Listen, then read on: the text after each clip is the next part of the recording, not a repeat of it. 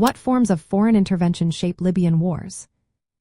Imagine a game where multiple players are fighting over a single prize, each with their own rules and allies.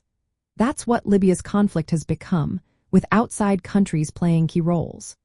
Since 2011, foreign intervention has taken many shapes, making the conflict more complicated and harder to resolve. One major form was the NATO-led military campaign in 2011, authorized by the United Nations Security Council. NATO launched airstrikes to protect civilians during the uprising against Muammar Gaddafi. They used cruise missiles and fighter jets but did not send in large ground forces. This campaign helped remove Gaddafi from power but also created a power vacuum that led to ongoing chaos. After Gaddafi's fall, Libya turned into a proxy battleground. Countries like Egypt, the United Arab Emirates, Saudi Arabia, France, and Russia supported different factions. In eastern Libya, the Libyan National Army led by Khalifa Haftar received military aid from Egypt, the United Arab Emirates, and Russia.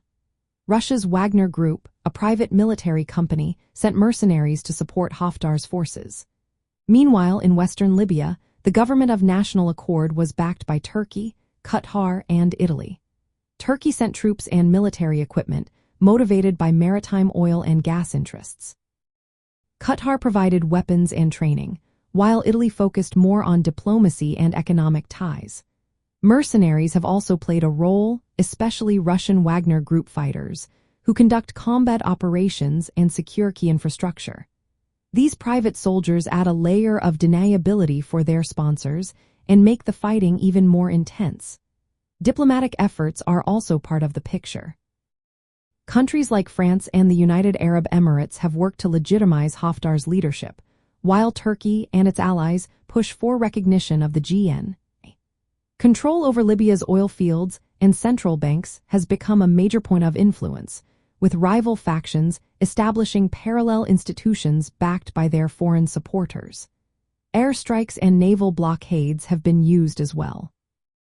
The United Arab Emirates and Egypt have carried out airstrikes supporting Haftar, while NATO's 2011 campaign included a naval blockade and bombing campaigns aimed at weakening Gaddafi's forces. Turkey has also used naval power to enforce maritime agreements with the GNA, shaping regional power balances. All these different forms of foreign intervention have made Libya's wars complex and prolonged. External countries support their preferred factions with military aid, mercenaries, diplomatic backing, and control of resources. These outside influences reflected regional rivalries and global power struggles, making peace efforts even more difficult. The ongoing conflict is a clear example of how foreign intervention can shape regional conflicts and influence the future of a nation.